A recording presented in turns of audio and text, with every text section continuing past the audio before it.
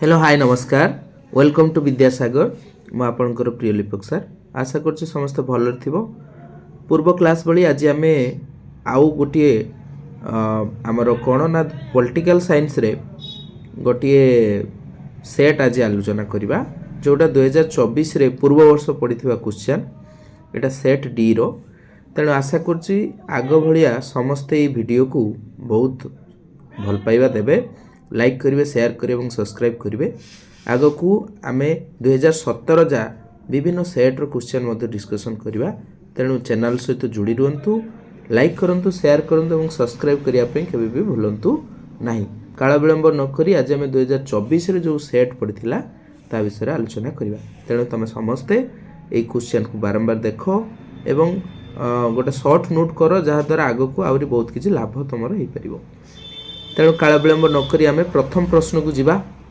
Question number 1 Cauchy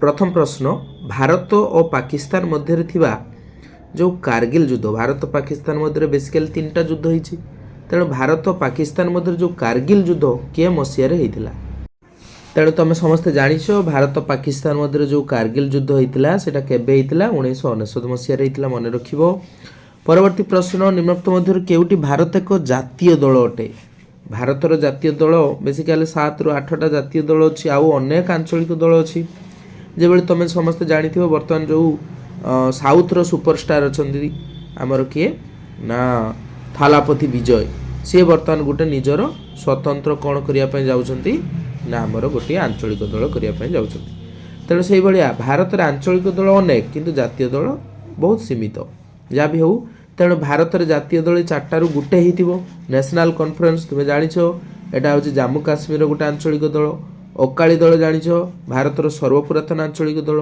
BJD विषय तो तुम्हें जाच मुझे बेसी कहूना ताने आउ रहा किए भारतीय जनता पार्टी यहाँ हूँ आमर कौन ना जातीय दल जार फाउंडर जाच तुम समस्ते अटल बिहारी वाजपेयी जेटा हूँ भारतीय जनसंघ सृष्टि होता जहाँ भी हो परवर्ती प्रश्न को आम जा परवर्ती प्रश्न कौन निम्नोक्त मध्य केउठी जाति निर्माण प्रक्रिया प्रति एक आह्वान नुहे भलसे बुझ माने जाति गठन प्रति एक आह्वान नुहे ये क्वेश्चन गुड़ा भलसे बुझ आह्वान नुहे कही ठीक अच्छे ताने सबू हो आह्वान गोटे हो आह्वान नुहे ताने जातीयवाद एटा भी आह्वान आंचलिकता जेते बाद अच्छी मन रख सबू गुड़ा हूँ राष्ट्र निर्माण प्रति आह्वान सांप्रदायिकतावाद भी जाति निर्माण प्रति आह्वान किंतु साक्षरता जोटा लिटरेसी जड़े जदि पढ़ो लिख ताने सेटा जाति निर्माण तो आहरी सहज हम ना कि जाति निर्माण आह्वान के आह्वान हेनी तेणु साक्षरता हम यार उत्तर परवर्ती प्रश्न को आम जा परवर्ती प्रश्न कौन निम्नोक्त मध्य केउटी संघीय राष्ट्र लक्षण नुहे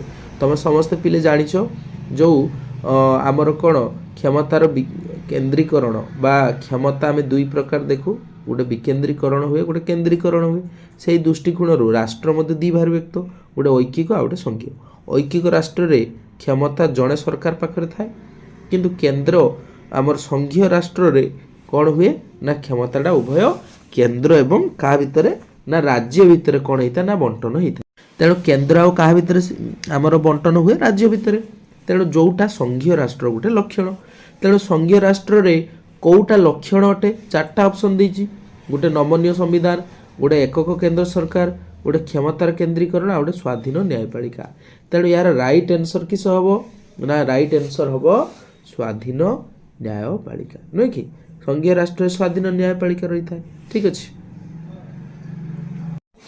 परवर्ती प्रश्न को जीवा परवर्ती प्रश्न कौन गणोद्योग कहार एक उपादान अटे तुम समस्ते जाच जे प्रत्यक्ष गणतंत्र 3टा उपादान गणभूत गणोद्योग प्रत्याहार तेणु गणोद्योग कहार हम ना प्रत्यक्ष गणतंत्र जहाँ आम विशुद्ध गणतंत्र भी कहवा ठीक अच्छे परवर्ती प्रश्न को आम जा परवर्ती प्रश्न कौन निम्नोक्त मध्य केउटी गणतंत्र एक वैशिष्ट्य नुहे गणतंत्र एक वैशिष्ट्य नुहे गणतंत्र ताने 3टा वैशिष्ट्य हो गोटे ही नथिबो आस जानिबा कोउटा वैशिष्ट्य नुहे जनप्रिय सार्वभौमत्व एटा गणतंत्र वैशिष्ट्य आईन शासन एटा भी गणतंत्र वैशिष्ट्य आउ है कौन राजनैतिक स्वतंत्रता एटा भी गणतंत्र वैशिष्ट्य ताने राजनैतिक असमानता जो अच्छी यहीटा गणतंत्र वैशिष्ट्य हम नुहे यहीटा हम ना तेणु किए नुहे कही ताने आई बी हम उत्तर है भल से प्रश्न पढ़ो तापर उत्तर साधा प्रश्न एत पर्यटन आम देखी आइलु ठीक अच्छे ସମସ୍ତେ ଚ୍ୟାନେଲକୁ ଟିକେ ଲାଇକ୍ ସେୟାର ଏବଂ ସବସ୍କ୍ରାଇବ୍ କରିଦେବ ପିଲେ।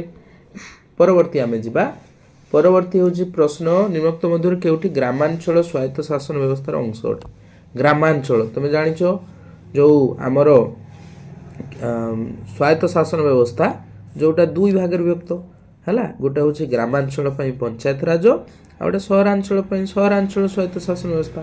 ସେଇଟା ତ୍ରିସ୍ତରୀୟ ବ୍ୟବସ୍ଥା, ଗ୍ରାମାଞ୍ଚଳରେ ବି ତିନିଟା, ସହରାଞ୍ଚଳରେ ବି ତିନିଟା। ଯେଉଁଟା ଆମର କିଏ ଦେଇଥିଲେ ନା ତୁମେ ସମସ୍ତେ ଜାଣିଛ ଯେ ଆମର 1961 ମସିହାରେ ଯେଉଁ କମିଟି ହେଇଥିଲା ବଳବନ୍ତରାୟ ମହଟା କମିଟି, ସିଏ ଏହାର ସୁପାରିଶ କରିଥିଲା। ତେଣୁ ଗ୍ରାମାଞ୍ଚଳରେ ଉପର ସ୍ତରଟା ରହିବ କିଏ ନା ଆମର ତୁମେ ଜାଣିଛ ଜିଲ୍ଲା ପରିଷଦ, ତା ତଳକୁ ରହିବ ପଞ୍ଚାୟତ ସମିତି, ତା ତଳକୁ ରହିବ ଗ୍ରାମ ପଞ୍ଚାୟତ। ଗ୍ରାମ ପଞ୍ଚାୟତରେ ପୁଣି ଦୁଇଟା ଜିନିଷ ରୁହେ, ଗୋଟେ ଗ୍ରାମ ସଭା ଗୋଟେ ପଲ୍ଲୀ ସଭା। ଠିକ୍ ସେଇଭଳିଆ ସହରାଞ୍ଚଳରେ ତୁମେ ଜାଣିଛ ସହରାଞ୍ଚଳରେ କ'ଣ କ'ଣ ରହୁଛି ନା ପୁରା ଉପରେ ରହିବ ପୌର ମହାନଗର ନିଗମ, ମହାନଗର ନିଗମ ତା ତଳକୁ ରହିବ କିଏ ନା ଆମର ପୌରପାଳିକା, ଏବଂ ତା ତଳକୁ ରହିବ ବିଜ୍ଞାପିତ ଅଞ୍ଚଳ ପରିଷଦ, ଯାହାକୁ ଆମେ ଇଂରାଜୀରେ ନୋଟିଫାଏଡ୍ ଏରିଆ କାଉନସିଲ୍ ବା NAC ବୋଲି କହୁ। ତାହେଲେ ଆମର ଏଠି ପ୍ରଶ୍ନ କହିଛି, କ'ଣ କହିଛି ପ୍ରଶ୍ନଟେ କହିଛି ଯେ ୟା ଭିତରୁ କିଏ ହେଉଛି କ'ଣ ଗ୍ରାମାଞ୍ଚଳ ସ୍ୱାୟତ୍ତ ଶାସନ ବ୍ୟବସ୍ଥାର ଅଂଶ। ତେଣୁ ଗ୍ରାମାଞ୍ଚଳ ସ୍ୱାୟତ୍ତ ଶାସନ ବ୍ୟବସ୍ଥାର ଅଂଶ ହେଉଛି କିଏ ଛୁଆ ନା ସିଏ ହେଉଛି ଆମର ଗ୍ରାମ ସଭା। କାରଣ ପୌରପାଳିକା, ବିଜ୍ଞାପିତ ଅଞ୍ଚଳ ପରିଷଦ, ପୌର ନିଗମ ଏଗୁଡ଼ା ହେଉଛି ସହରାଞ୍ଚଳରେ। ତାହେଲେ ଆଉ ଯିଏ ରହିଲା ସିଏ କିଏ ରହିଲା ଗ୍ରାମ ସଭା। ପରବର୍ତ୍ତୀ ପ୍ରଶ୍ନକୁ ଯିବା। ପରବର୍ତ୍ତୀ ପ୍ରଶ୍ନ କହୁଛି ଯେ ଭାରତରେ କିଏ ରାଜନୈତିକ ଦଳଗୁଡ଼ିକୁ ସ୍ୱୀକୃତି ଦିଏ? ରାଜନୈତିକ ଦଳକୁ ସ୍ୱୀକୃତି ଦେବାର ଗୋଟିଏ ମାତ୍ର ପାୱାର କାହା ପାଖରେ ଥାଏ ନା ସେ ହେଉଛି ନିର୍ବାଚନ ଆୟୋଗ। ନିର୍ବାଚନ ଆୟୋଗକୁ କିଏ ନିଯୁକ୍ତି ଦିଏ ନା ରାଷ୍ଟ୍ରପତି। ରାଷ୍ଟ୍ରପତିଙ୍କୁ କିଏ ଶପଥ ପାଠ କରେ? ସିଏ ହେଲା ସର୍ବୋଚ୍ଚ ନ୍ୟାୟାଳୟ। ଆଉ ପ୍ରଧାନମନ୍ତ୍ରୀକୁ କିଏ ଶପଥ ପାଠ କରନ୍ତି? ସିଏ ହେଲେ ରାଷ୍ଟ୍ରପତି। ବୁଝିପାରିଲ ନା ନାହିଁ? ତେଣୁ ଏଠି ସମସ୍ତଙ୍କର କନେକ୍ଟେଡ୍ ଅଛି, ତୁମେ କନଫ୍ୟୁଜ୍ ହେବନି। ତେଣୁ ରାଜନୈତିକ ଦଳକୁ ସ୍ୱୀକୃତି କିଏ ଦିଏ ନା ନିର୍ବାଚନ ଆୟୋଗ। ଏଇଟା ହେବ ଉତ୍ତର। ଠିକ୍ ଅଛି। ପରବର୍ତ୍ତୀ ପ୍ରଶ୍ନକୁ ଯିବା। କେଉଁ ମସିହାରେ ସାର୍କ ଗଠିତ ହୋଇଥିଲା? ବହୁତ ବଢ଼ିଆ ପ୍ରଶ୍ନ। ସାର୍କ ୟାର ଫୁଲ୍ ଫର୍ମ ଜାଣିଥିବ, south Asian association for regional cooperation. ତେଣୁ ଯେଉଁ ସାର୍କ ଯେଉଁଟା ଗଠିତ ହୋଇଥିଲା କେ ମସିହାରେ ନା 1985ରେ ଗଠିତ ହୋଇଥିଲା ସାର୍କ, ମନେ ରଖିବ। ପରବର୍ତ୍ତୀ ଯିବା। କେଉଁ ଆନ୍ଦୋଳନରେ ସୁନ୍ଦରଲାଲ ବହୁଗୁଣା ନେତୃତ୍ୱ ନେଇଥିଲେ? ତୁମେ ଜାଣିଛ ବହୁତ ଆମର ଜଣାଶୁଣା ନାମ, ସିଏ ହେଲେ ସୁନ୍ଦରଲାଲ ବହୁଗୁଣା, ଯିଏକି ଫେମସ୍ ହେଇଥିଲେ ଚିପ୍କୋ ଆନ୍ଦୋଳନ, ଯେଉଁ ଗଛକୁ ଆମର ଜାବୁଡ଼ି ଧରିବା, ଚିପ୍କୋ ଆନ୍ଦୋଳନରେ ସିଏ ହେଉଛନ୍ତି ମୁଖ୍ୟ ସୂତ୍ରଧର ବା ନେତୃତ୍ୱ ନେଇଥିବା ବ୍ୟକ୍ତି ଥିଲେ, ମନେ ରଖିବ। ପରବର୍ତ୍ତୀ ପ୍ରଶ୍ନକୁ ଯିବା। ଆମର କ'ଣ ନିମ୍ନୋକ୍ତ ମଧ୍ୟରୁ କେଉଁଟି ବିଶ୍ୱ ତାପମାତ୍ରା ବୃଦ୍ଧିର କାରଣ ନୁହେଁ? ଦେଖ, ବିଶ୍ୱର ଯେଉଁ ତାପମାତ୍ରା ବଢ଼ୁଛି ସେଇନ ଅନେକ କାରଣ ଥାଇପାରେ, କିନ୍ତୁ ଏହା ଭିତରୁ କିଏ ଯେ ତାପମାତ୍ରା ବୃଦ୍ଧିର କାରଣ ନୁହେଁ? ସବୁଜ ଗୃହ ପ୍ରଭାବ, ଗ୍ରୀନ୍ ହାଉସ୍ ଇଫେକ୍ଟ, ଏଟା ନିଶ୍ଚୟ ଭାବରେ ବିଶ୍ୱ ତାପମାତ୍ରା ବଢ଼ାଏ। ବାୟୁମଣ୍ଡଳରେ ଯଦି ଅଙ୍ଗାରକାମ୍ଳ ଗ୍ୟାସ୍ଟା ବଢ଼ିଯିବ, ଏଟା ବି ତାପମାତ୍ରା ବଢ଼ିବ। ତୁମ ପାଖରେ ଜେନେରାଲ ସେନ୍ସ ରହିଲେ ତୁମେ ଆନ୍ସର କରିପାରିବ। ଓଜନ ସ୍ତରରେ ଗର୍ତ୍ତ, ଏଟା ବି ସୂର୍ଯ୍ୟଙ୍କର ଅତିବାଇଗଣୀ ରଶ୍ମି ଡାଇରେକ୍ଟ ଆସିବ, ତେଣୁ ଏଟା ବି ବିଶ୍ୱରେ ତାପମାତ୍ରା ବୃଦ୍ଧି କରିବ। ତାହେଲେ ତିନିଟା ଅପସନ୍ କାଟିହେଲା, ଆଉ ଗୋଟେ ରହିଲା, ସେ ହେଲା ବନୀକରଣ। ଯଦି ତୁମେ ଆମର ଜଙ୍ଗଲ ଗୁଡ଼ାକୁ ଲଗିବ, ଗଛ ଲଗିବ, ଜଙ୍ଗଲ ସୃଷ୍ଟି କରିବ, ତାହେଲେ ବିଶ୍ୱ ତାପମାତ୍ରା କେବେ ବି ବୃଦ୍ଧି ହେବନି, ବରଂ କ୍ଷୟ ହେବ। ତେଣୁ ବନୀକରଣ ହେଉଛି ବିଶ୍ୱ ତାପମାତ୍ରା ବୃଦ୍ଧିର କାରଣ ନୁହେଁ, ମନେ ରଖିବ। ପରବର୍ତ୍ତୀ ପ୍ରଶ୍ନକୁ ଯିବା। ପରବର୍ତ୍ତୀ ପ୍ରଶ୍ନ କହୁଛି କିଏ ନକ୍ସଲ ଆନ୍ଦୋଳନର ପ୍ରମୁଖ ବ୍ୟକ୍ତି ଥିଲେ? ନକ୍ସଲ ଆନ୍ଦୋଳନ, ଏହି ପ୍ରଶ୍ନ ବାରମ୍ବାର ପଡ଼େ। ନକ୍ସଲାଇଟ୍ ଆନ୍ଦୋଳନ କେ ମସିହାରେ ସୃଷ୍ଟି ହେଇଥିଲା? 1967ରେ ସୃଷ୍ଟି ହେଇଥିଲା। କେଠି ନା ପଶ୍ଚିମବଙ୍ଗର ନକ୍ସଲ ବୁରି ଅଞ୍ଚଳରେ। ତେଣୁ ବେଳେବେଳେ ମସିହା ପକାଇ ଦିଏ 1967 ହେଲା। ଏହାର ମୁଖ୍ୟ ବ୍ୟକ୍ତି କିଏ ଥିଲେ ନା ଜାଣିଛ, ଜଣାଶୁଣା ନାମ ହେଲା, ତାର ନାଁ ହେଉଛନ୍ତି ଚାରୁ ମଜୁମଦାର। କିଏ ସେ ନା ଚାରୁ ମଜୁମଦାର। ଦେଖ, ଆମ ଓଡ଼ିଆରେ ଗୋଟେ ସିଙ୍ଗର ଅଛି ଅଭିଜିତ ମଜୁମଦାର ହେଲା, ଏଇଭଳିଆ ମନେ ରଖି ଅଭିଜିତ ମଜୁମଦାର ଗୋଟେ ବଡ଼ ଭାଇ, ତା ନାଁ କିଏ? ଚାରୁ ମଜୁମଦାର। ସବୁଦିନ ମନେ ରହିବ। ପରବର୍ତ୍ତୀ ପ୍ରଶ୍ନ ଆମେ ଯିବା। କିଏ କହିଥିଲେ, କିଏ ସେ ବ୍ୟକ୍ତି ଯିଏ କହିଥିଲେ ଗଣତନ୍ତ୍ର ହେଉଛି କାହାର? ଲୋକମାନଙ୍କର। ଗଣତନ୍ତ୍ର ହେଉଛି ଲୋକମାନଙ୍କ ଦ୍ୱାରା ଲୋକମାନଙ୍କ ପାଇଁ। ଏଇଟା ଅତି ଇଜି। Abraham Lincoln. ବୁଝିପାରିଲ। ସେଇଭଳିଆ ଲର୍ଡ ବ୍ରାଇସ୍, ଡାଇସି, ସିଲି ଏମାନଙ୍କର ଯେଉଁ ଡେଫିନେସନ୍ ଅଛି ଭଲସେ ଦେଖିନେବ। ଏମାନେ ବି ଭିନ୍ନ ଭିନ୍ନ ଡେଫିନେସନ୍ ସବୁ ଦେଇଥିଲେ। ଠିକ୍ ଅଛି, ତାଙ୍କର ବି ପଡ଼େ। ପ୍ରାୟ ସିଲିଟା ପଡ଼େ ଯେ ଆମର କ'ଣ ଗଣତନ୍ତ୍ର ହେଉଛି ଯେଠି ଅନେକ ଲୋକଙ୍କର କ'ଣ ଥାଏ, ଭାଗ ଥାଏ ବା ଅଂଶ ଥାଏ ବୋଲି ସେ କହିଥିଲେ। ମନେ ରଖିବ। ପରବର୍ତ୍ତୀ ପ୍ରଶ୍ନକୁ ଆମେ ଯିବା। DMK ବହୁତ ଇମ୍ପୋର୍ଟାଣ୍ଟ। DMK କେଉଁ ରାଜ୍ୟର ଆଞ୍ଚଳିକ ଦଳ? DMK ହେଲା ଦ୍ରାବିଡ଼ ମୁନେତ୍ର କାଜାଗମ, ଆଉ ଗୋଟେ ହେଉଛି AIADMK ହେଲା। AIADMK ହେଲା, ଆଉ ଗୋଟେ ହେଲା DMK ଯେଉଁଟା ଏବେ। ଏଇ ଦୁଇଟାକୁ ମନେ ରଖିବ, ପରୀକ୍ଷାରେ ପ୍ରାୟ ପଡ଼େ। এই দুইটা ହେଉଛି কে ରାଜ୍ୟର ଆଞ୍ଚଳିକ ଦଳ ନା ମନେ ରଖିବ, ଏଗୁଡ଼ା ହେଉଛି ତାମିଲନାଡ଼ୁ। ତାମିଲନାଡ଼ୁର ଆଞ୍ଚଳିକ ଦଳ ହେଉଛି କିଏ? DMK ଆଉ AIADMK। ପରବର୍ତ୍ତୀ ପ୍ରଶ୍ନକୁ ଯିବା। ନିମ୍ନୋକ୍ତ ମଧ୍ୟରୁ କେଉଁ ଦେଶରେ ଏକଦଳୀୟ ବ୍ୟବସ୍ଥା ଅଛି? ଏକଦଳୀୟ ମାନେ ଯେଠି ଦ୍ୱିଦଳୀୟ ନୁହେଁ, ଦୁଇଟା ଦଳ ଥିବନି, ଗୋଟିଏ ହିଁ ଦଳ ଥିବ, যেটা ଶାସନର କେନ୍ଦ୍ରଭାର ଥିବ। ଯୁକ୍ତରାଷ୍ଟ୍ର ଆମେରିକା ଦ୍ୱିଦଳୀୟ, ଫ୍ରାନ୍ସ, ଇଟାଲୀ ଏଗୁଡ଼ା ସବୁ ଅଛି ଦ୍ୱିଦଳୀୟ ବହୁଦଳୀୟ, କିନ୍ତୁ ଚୀନ ହେଉଛି ଗୋଟେ ଦେଶ যেটা ହେଉଛି ଏକଦଳୀୟ ବ୍ୟବସ୍ଥା ପ୍ରଚଳିତ ଅଛି। ଠିକ୍ ଅଛି, ତେଣୁ ଉତ୍ତର ହେଇଯିବ କି ଚୀନ। ଏବେ 2 ନମ୍ବର ପ୍ରଶ୍ନକୁ ଯିବା। ଇଏ 15ଟା ଗଲା। 2 ନମ୍ବର ସେଇଭଳିଆ ତାରିଖ ପାରିଖ ସଂଖ୍ୟା ପଦ ସବୁ ଯୋଡ଼ିବା ପାଇଁ କହିଛି। 2 ନମ୍ବର ପ୍ରଥମ ପ୍ରଶ୍ନ। 2 ନମ୍ବର ପ୍ରଶ୍ନ ହେଉଛି, ଏଇଟା ଫୁଲ୍ ବାକ୍ୟରେ ଯେବେ ପରୀକ୍ଷାରେ ଲେଖିବ ଲେଖିପାର କିମ୍ବା ଆନ୍ସର ବି ଲେଖିପାର। 2 ନମ୍ବରରେ ପଞ୍ଚାୟତ ରାଜ ବ୍ୟବସ୍ଥା ପ୍ରଥମେ ଡେସ୍ ରାଜ୍ୟରେ ହେଇଥିଲା? ତୁମେ ସମସ୍ତେ ଜାଣିଛ ପଞ୍ଚାୟତ ରାଜ ବ୍ୟବସ୍ଥା ବିଷୟରେ। ତାହେଲେ ଛୁଆ ଜାଣିଛ ପଞ୍ଚାୟତ ରାଜ ବ୍ୟବସ୍ଥା ପ୍ରଥମେ ହେଇଥିଲା ରାଜସ୍ଥାନରେ। କେଉଁଠି ହେଇଥିଲା ନା ରାଜସ୍ଥାନରେ ପ୍ରଥମେ ହେଇଥିଲା ପଞ୍ଚାୟତ ରାଜ ବ୍ୟବସ୍ଥା। ଗୋଟେ ଡେଟ୍ରେ ହେଇଥିଲା, ସେ ଡେଟ୍ଟା ତୁମେ ମୋତେ କହିବ କମେଣ୍ଟ ବକ୍ସରେ। ଦେଖିବା କିଏ ସେ ପିଲା ପାଠ ପଢ଼ୁଛ ଯେ କି ଏଇ ଡେଟ୍ଟା ମୋତେ କହିବ ଯେ ରାଜସ୍ଥାନରେ କିଏ ଡେଟ୍ରେ ହେଇଥିଲା ପଞ୍ଚାୟତ ରାଜ ବ୍ୟବସ୍ଥା ପ୍ରଥମେ। ଠିକ୍ ଅଛି, ତୁମ ପାଇଁ ଏଇଟା ଟାସ୍କ ରହିଲା।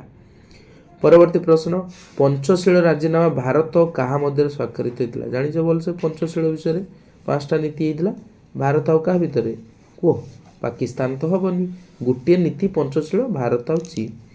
ଆଉ ପ୍ରାୟ ସିମଲା ଫିମଲା ଆମର କ'ଣ ଏଇଭଳିଆ ଅନେକ ଅଛି ଯେଗୁଡ଼ା ସବୁ ପାକିସ୍ତାନ ସହିତ ହେଇଥିଲା। ତେଣୁ ପଞ୍ଚଶୀଳ ଭାରତ ଆଉ ଚୀନ।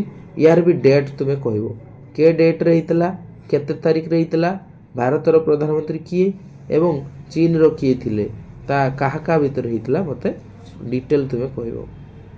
ଠିକ୍ ଅଛି, କମେଣ୍ଟ ବକ୍ସରେ କହିବ। ରାଜ୍ୟମାନଙ୍କୁ ସହାୟକ ଅନୁଦାନ, ରାଜ୍ୟମାନଙ୍କୁ ପଇସା କିଏ ଦିଏ? ଠିକ୍ ଅଛି, ସହାୟକ କିଏ ଦିଏ ହେଲା? ଗ୍ରାଣ୍ଟ ଇନ୍ ଏଡ୍ ସିଷ୍ଟମ୍, ଏଇଟା କିଏ ଦିଏ? ନିଶ୍ଚୟ ପଇସା ଯାହା ପାଖରେ ଥିବ ସେ ଦେବ। କାହା ପାଖରେ? ଆମ ଭାରତର ପଇସା ସବୁ ତଦାରଖ କରିଥିବା ଆମର ଗୋଟେ ଡିପାର୍ଟମେଣ୍ଟ ଅଛି, ଗୋଟେ ବିଭାଗ ଅଛି, ସେଇଟା ହେଲା କ'ଣ? ଅର୍ଥ ଆୟୋଗ। ତେଣୁ ଏଇଟା ଅର୍ଥ ଆୟୋଗ ହିଁ ସବୁ ମନନ କରେ। ଠିକ୍ ଅଛି, ପରବର୍ତ୍ତୀ ଯିବା। ସିମଲା ରାଜିନାମା। ତାହେଲେ ସିମଲା ରାଜିନାମା କେ ମସିହାରେ ହେଇଥିଲା ସେ କହିଛି।